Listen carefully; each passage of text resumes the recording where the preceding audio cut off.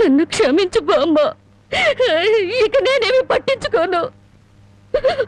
నీ మనవరాల్ని మనవణ్ణి బాగు చేసుకుంటావో పాడు చేసుకుంటావో నీ ఇష్టం.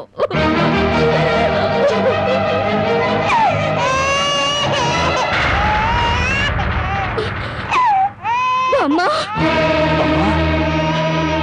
బామ్మ బామ్మ బామ్మ బామ్మ